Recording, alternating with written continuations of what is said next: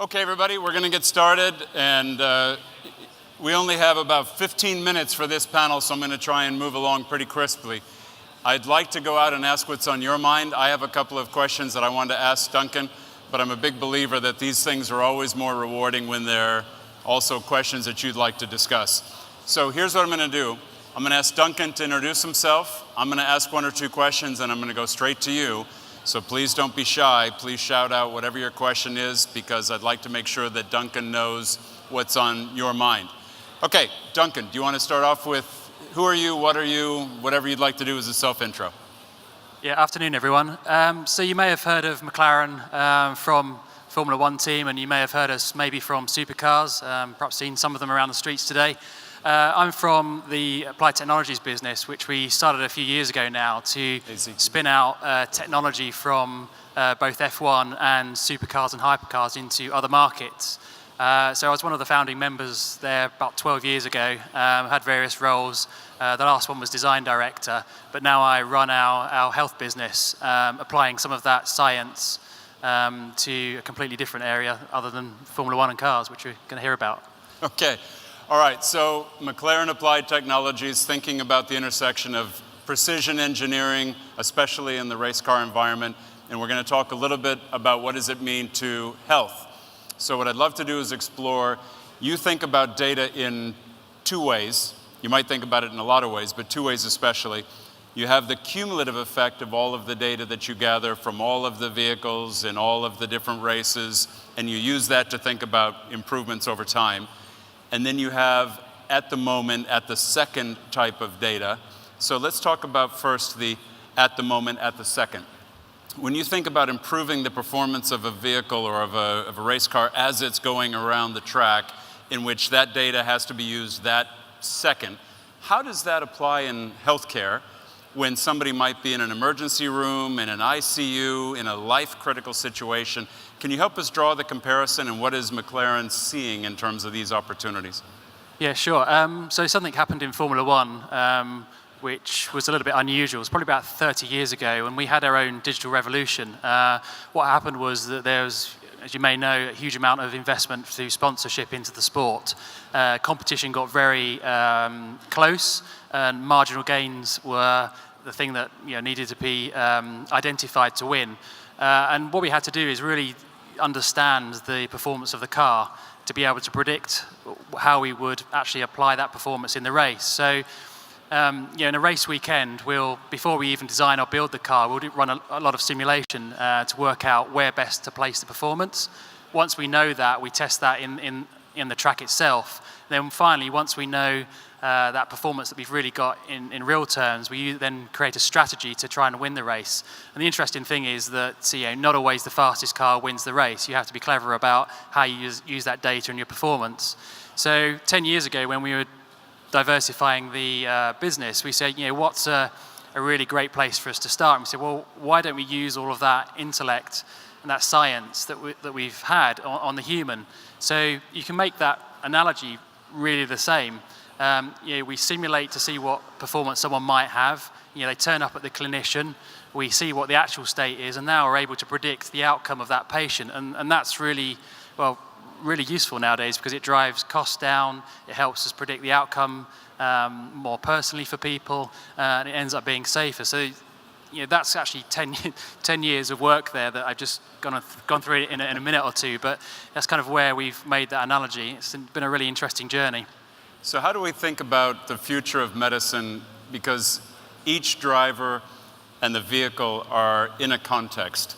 The weather, the conditions, the temperature, all these things make a difference.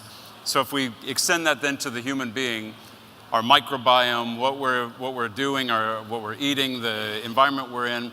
So does McLaren then think about the context? It models what might be possible. It then tries to recommend actions that would be taken, and then it measures those against what was forecast to see how to further improve. Now, how do you do that over time with all the data that you have, with the terabytes worth of data that you have? How do you think about long-term data? Because we just talked a little bit about the immediacy of data. What's the long-term data?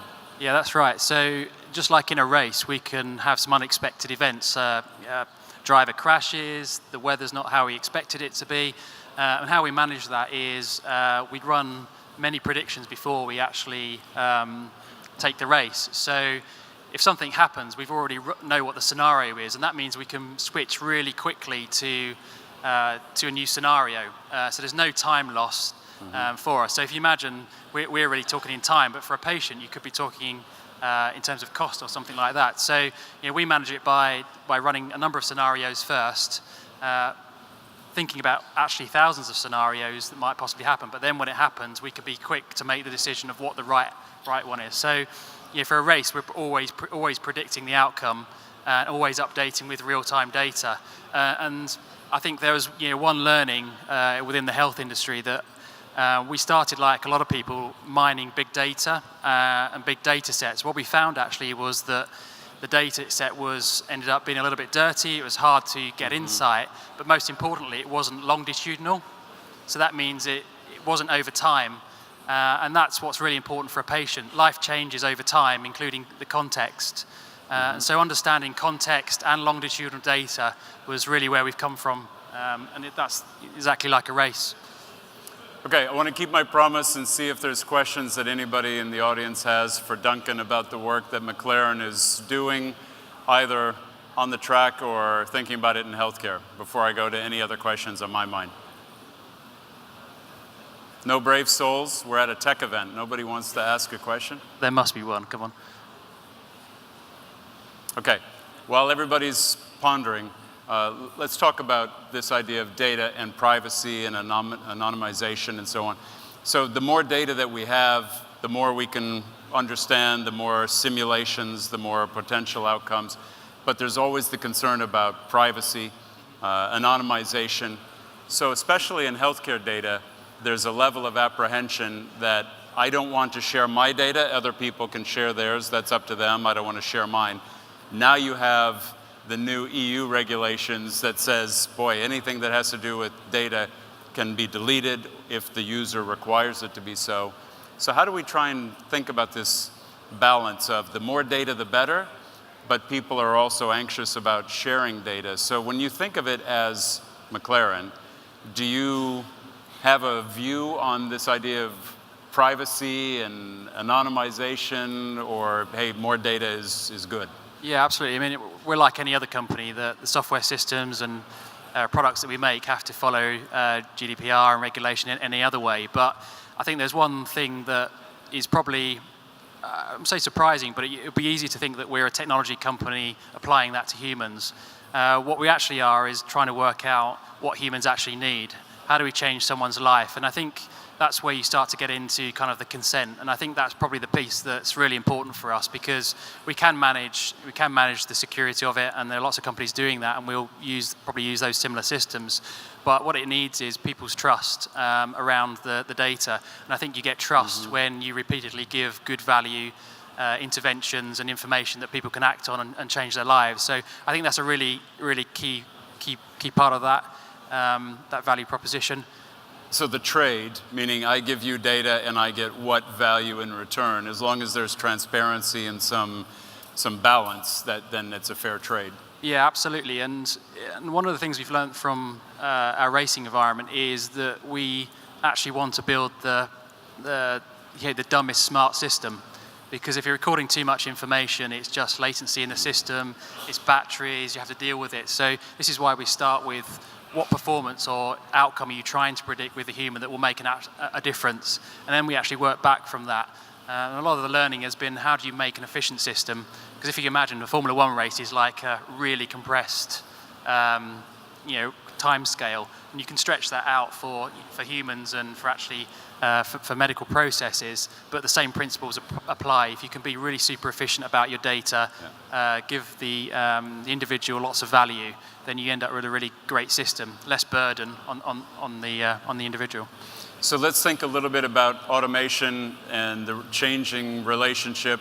There was a discussion that was taking place just downstairs with a number of ministers from around ASEAN, and one of the questions, not surprisingly, what's the role of artificial intelligence and automation on jobs, and will there be more jobs or less jobs? So let's think about it in the context of McLaren Applied Technologies. you are a precision engineering firm. When you think about automation, do you think that there is only going to be more and more automation, which means fewer and fewer working people? Or how do we think about the role of automation and employment in the future? Yeah, so obviously there's a big trend now for automation, and particularly I think for us, manufacturing is one of those areas which has seen a lot of automation.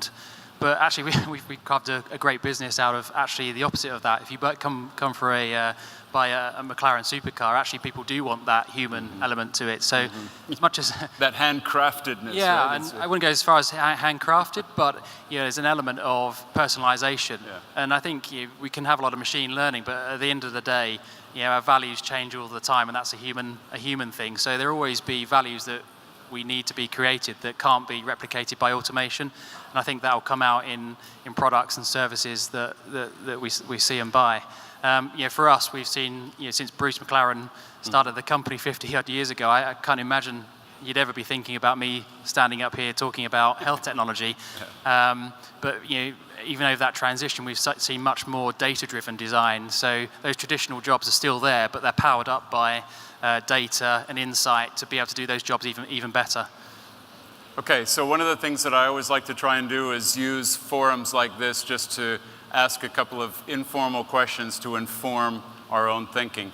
So what I'd like to do is say, everybody, and I'm going to make it a very binary question, everybody that thinks AI, artificially intelligent systems, you can define it any way you want, that artificially intelligent systems are going to be net bad for jobs. Yes? No? People that think it's going to be net neutral for jobs, as in some will go away and some will be created. Okay? I guess by simple math, that means everybody else thinks AI is going to be amazing for employment. So AI is going to be amazing for employment? Okay, I guess I didn't get to 100% there on the show of hands, but I'm just curious, this idea that one of the ministers downstairs used an expression, let's get rid of dirty, dull, and dangerous jobs, and how do we think of automation positively in that sense? So I wanted just to get your reaction on this idea of artificially intelligent systems. When you take a look at vehicles, one way of thinking about robotics would be that the vehicle is a robot of sorts, and there is an intelligence that's helping determine which way to go, how to avoid collisions. So does McLaren think about artificially intelligent systems and autonomous vehicles as a great thing, and we should all be relaxing in the car? I mean, McLaren is a high-performance car, so you want to drive it, but generally would an AV be where McLaren sees the future? Yes, certainly. If you think about what McLaren's done over the years, is we collected huge amounts of data on vehicle dynamics, so how vehicles handle in the real-world situations. And then on the other side, we've spent a lot of time over the last 10 years working out how humans behave.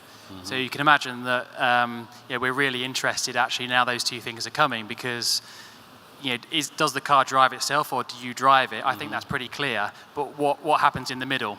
So what happens when you're starting to switch over from autonomous vehicle to human control, or vice versa, or part of the way?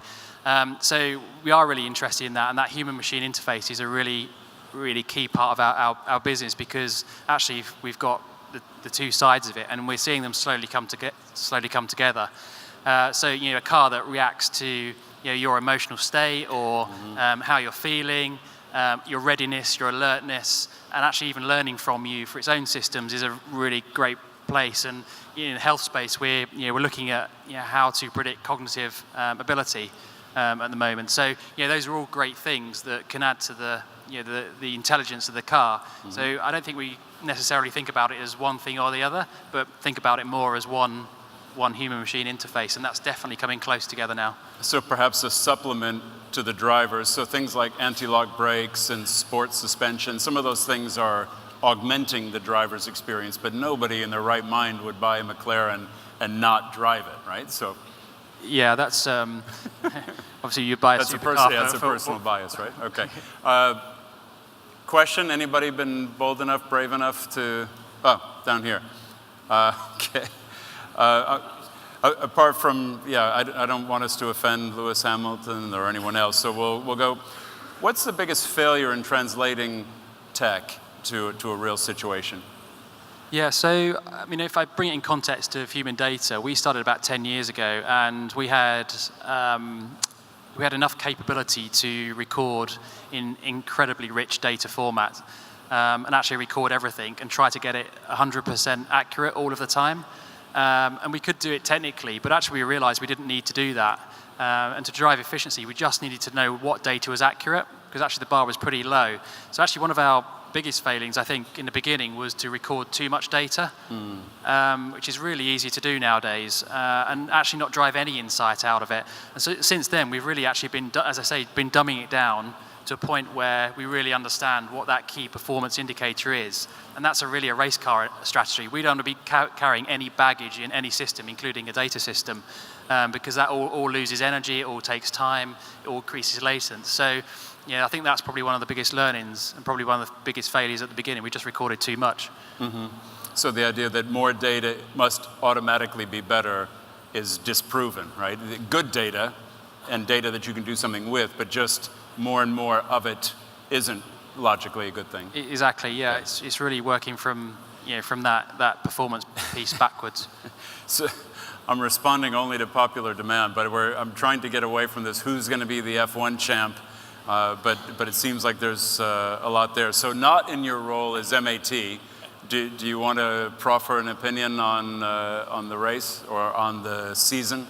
I think there'd be some sort of insider trading going on there if I was to predict that. Okay. But who knows who's going to be the F1 champ? But I actually think it's a lot better if we don't know, to be honest. Yeah, there you go. Try and mix it up a bit. All right, well, let's see if we can pick up the other one here. We talked a little bit about data accessibility and privacy. Let's pick up on the word ownership, because the idea that the EU regulations, GDPR generally says the data belongs to the person, and therefore the person can determine the future of that data. So when you think about data, not asking you to comment on GDPR, but data, is there a view that data does belong to the person, and therefore any entity that uses it does so with the permission of the person, and if the person wants out, then they have the right to get out, which is sort of the deal of GDPR. How do we think about that in terms of using it in healthcare or any other environment you want to pick, Duncan? Because in those cases, we need people to give data. Otherwise, we can't learn new things, we can't make decisions. It'd be like if each F1 driver said, I don't want you to use my data for that race because I wasn't happy. That would be a pretty tough thing. How do you want to think about this idea of ownership of data?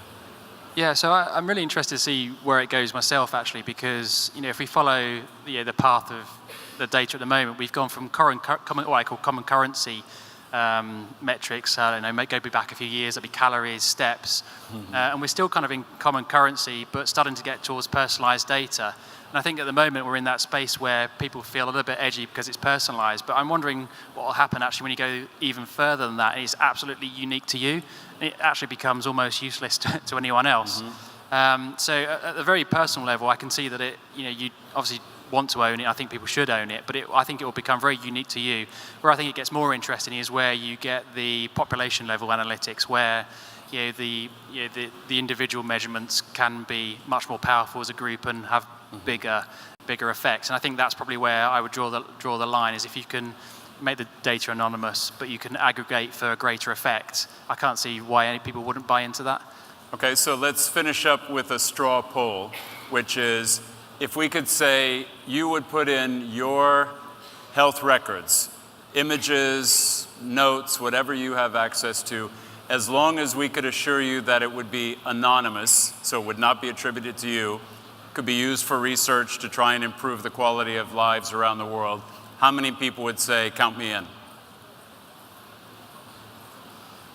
What do you think that is? A third? So two-thirds are saying, count me out, right? I think that's an interesting scenario, because all knowledge is based on what we know and where we want things to go and what we learn from the things that have already occurred. So just as a quick straw poll, I'm interested to see that less than half of the room said, yes, I would share health information anonymized for the greater good. That's part of the challenge that governments and societies around the world have, is thinking these issues through. Everybody wants to live healthier, live longer. That's part of what MAT is trying to do, is bring its engineering expertise into the health ecosystem to improve lives. But without data, it's going to be a challenge, right? Yeah, that's it. And we've got some great tools and engineering and experience, but if we can't get access to the data sets, then we can't actually show that benefit and build those proofs of concept to even prove that out. So that's kind of where we're at the moment. We're really looking for building on some of the assets that people have in companies in terms of data to build out some of these technologies and actually show people what it's all about. So I think there's huge benefit in it. So food for thought, it's just something that there's a lot of people that would like to improve healthcare and make things better, but it requires data to make those things possible. So it's just a food for thought moment for all of us as citizens of any society, how we want to think of our data. So Duncan, thank you very much. Thanks for being a part of it. Thank you.